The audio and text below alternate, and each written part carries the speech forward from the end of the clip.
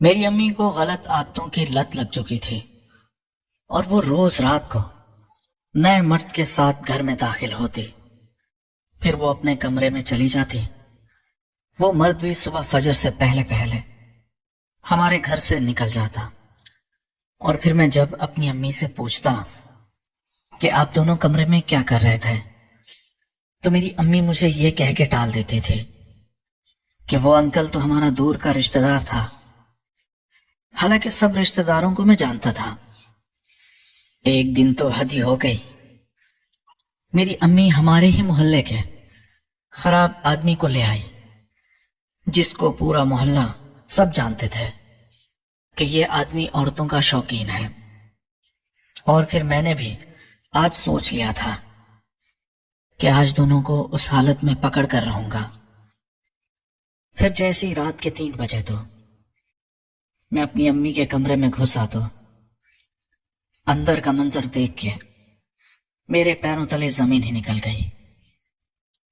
دوستو، میرا نام ارمان ہے اور میری عمر 27 سال ہے۔ ہم لاہور میں رہتے ہیں۔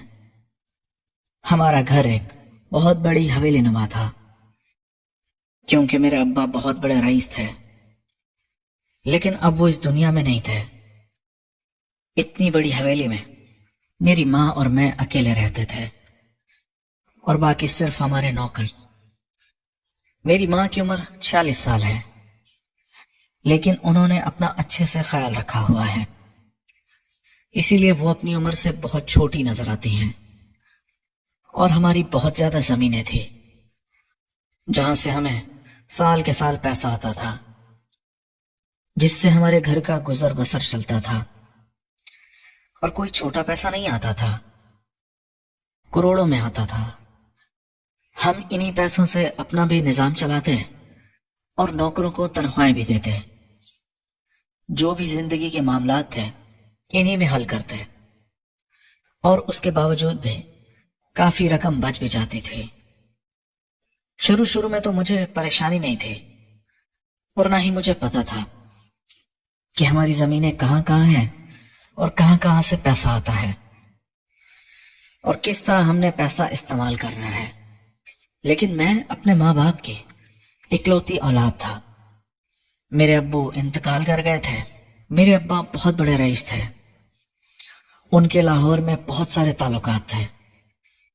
ویسے تو ہمارے رشتہ دار بہت ہیں، میرے چاچو والے بھی ہیں، میری پھوپھو والے بھی، اور میری خالائیں بھی، لیکن ہم اس حویلی نما گھر میں اکیلے رہتے ہیں۔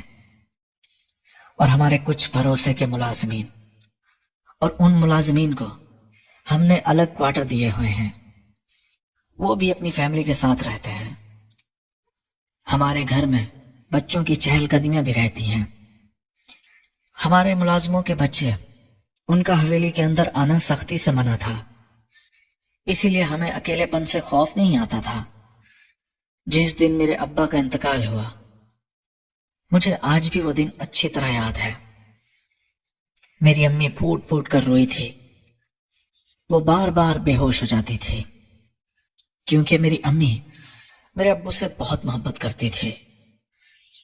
وہ ان کے بغیر زندگی گزارنے کا تصور بھی نہیں کر سکتی تھی۔ اور پھر قسمت نے ہمیں ایسے موڑ پہ لا کے کھڑا کر دیا کہ ابا اس دنیا میں نہیں تھے۔ میری اماں ڈپریشن میں چلی گئی تھی۔ 6 مہینے تو وہ اپنے کمرے سے نکلے بھی نہیں، اور اس نے اپنی صحت کا خیال بھی نہیں رکھا۔ شروع کے 6 مہینوں میں میری اماں کو شاید اس چیز کی طلب نہیں ہوتی تھی، کیونکہ اسے میرے ابا کا غم تھا۔ لیکن جب وہ دنیا داری میں لوٹ رہی تھی تو ہلکا ہلکا میک اپ بھی کر لیتی تھی، اور ملازموں سے ہنس کھل کر بات بھی کر لیتی تھی، اور میں اپنی والدہ کو دیکھ دیکھ کر دل میں خوش ہوتا رہتا تھا کہ شکر ہے خدا کا، میری اماں ٹھیک ہو رہی تھی۔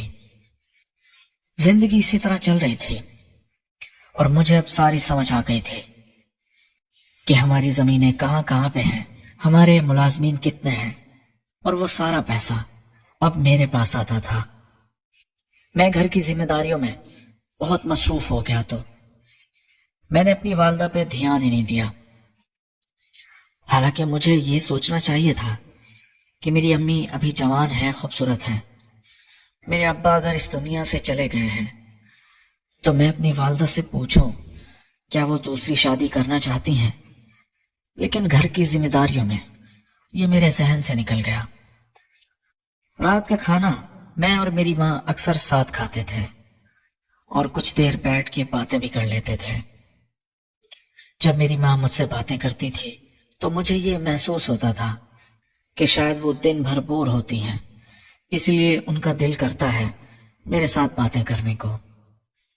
تو میں بھی انہیں منع نہیں کرتا تھا، میں بھی ان کی ہاں میں ہاں ملاتا رہتا تھا، اور اسی طرح رات کے 1 بجے تک ہم دونوں ماں بیٹا باتیں کرتے رہتے تھے۔ ایک دن جب میں نے کھانا کھا لیا تو میری امی مجھے کہنے لگی میں سونے جا رہی ہوں۔ میں تھوڑا حیران تو ہوا کیونکہ میری امی نارملی اتنے بجے سونے جاتی نہیں تھی۔ وہ مجھ سے باتیں کرتی تھی، دن بھر کا حال احوال دیتی تھی، لیکن پھر میں نے سوچا کہ انسان ہے، انسان کی طبیعت کبھی کیسی ہوتی ہے، کیا پتا آج میری والدہ کی طبیعت کچھ ٹھیک نہ ہو۔ تو میں بھی چپ چاپ اپنے کمرے میں جا کے سو گیا۔ اگلا دن ہوا تو اسی طرح ہم نے رات کا کھانا کھایا تو میری والدہ مجھے کہنے لگی ارمان میں سونے جا رہی ہوں۔ آج میں نے اپنی اماں سے پوچھا، میں نے کہا امی آپ کی طبیعت تو ٹھیک ہے نا اور سب خیریت ہے؟ میری امی مجھے کہنے لگی ہاں طبیعت تو ٹھیک ہے، بس تھوڑا جلدی اٹھنا ہوتا ہے، آج کل میں حویلی کی صفائی کروا رہی ہوں نا، دوسرا دن ہے میں بھی تھک جاتی ہوں۔ تو میں نے کہا چلو ٹھیک ہے کوئی بات نہیں۔ پھر میں اوپر اپنی حویلی کے گارڈن میں چلا گیا۔ ہم نے دوسری منزل پہ ایک گارڈن بنوایا ہوا تھا، بالکونی ٹائپ۔ اس گارڈن میں ہم کرسیاں ڈال کے بیٹھتے تھے، وہاں سے آسمان نظر آتا تھا اور وہاں پہ ہم نے کچھ پھولوں کے گملے بھی رکھے ہوئے تھے۔ ہم اکثر ماں بیٹا وہیں پہ بیٹھ کر باتیں کرتے رہتے تھے، اور جب بھی ہمارے گھر کوئی بھی مہمان آتا تو ہم رات کو لیٹ نائٹ تک وہیں پہ بیٹھتے تھے۔ میں جا کے وہاں گارڈن میں بیٹھ گیا، وہاں پہ سگریٹ پینے لگا۔ پھر میں 1 گھنٹے بعد وہاں سے اٹھا۔ میں جب امی کے کمرے سے گزرنے لگا تو مجھے ایسا لگا جیسے میری امی اندر کسی سے بات کر رہی ہوں۔ پھر میں واپس آیا، میں نے کان لگا کے سننے کی کوشش کی تو پھر اندر خاموشی چھا گئی۔ مجھے لگا شاید میرا وہم ہوگا، میں نے دروازہ نوک نہیں کیا۔ پھر میں اپنے کمرے میں چلا گیا، جا کے میں سو گیا۔ اگلا دن بھی اسی طرح رات کو کھانا کھا کے میں دل میں سوچ رہا تھا کہ اگر آج بھی میری امی مجھے کہتی ہیں کہ میں سونے جا رہی ہوں تو آج میں ان کا پیچھا کروں گا۔ جیسے ہی ہم نے کھانا فنش کیا تو میری والدہ نے ہاتھ دھویا اور مجھے کہا کہ ارمان گڈ نائٹ۔ میں نے اپنی امی کو جواب نہیں دیا، میں خاموشی سے کھانا کھاتا رہا۔ آج تو وہ اتنا جلدی چلی گئی تھی، میں نے ابھی تک اپنا کھانا بھی فنش نہیں کیا تھا۔ میں نے کھانا ختم کیا اور پھر میں جا کے اسی گارڈن میں بیٹھ گیا۔ اب میں انتظار کر رہا تھا کہ 1 گھنٹے بعد جا کے امی کے کمرے میں دیکھوں گا کہ وہ سو رہی ہیں یا کچھ اور کر رہی ہیں۔ میں گارڈن میں بیٹھا تو میں نے اپنی جیب سے موبائل نکالا۔ ہماری کچھ زمینیں دیہات میں تھی جہاں پہ ہم نے چاولوں کی فصل لگائی تھی، وہاں پہ ہمارا ایک ملازم تھا، وہ سارا کام سنبھالتا تھا۔ میں نے سوچا کہ میں اس کو فون کر کے پوچھ لیتا ہوں کہ چاول کب تک سیل ہو رہے ہیں اور وہ پیسے کب آ رہے ہیں، کیونکہ مجھے ایک جگہ پیسے دینے تھے۔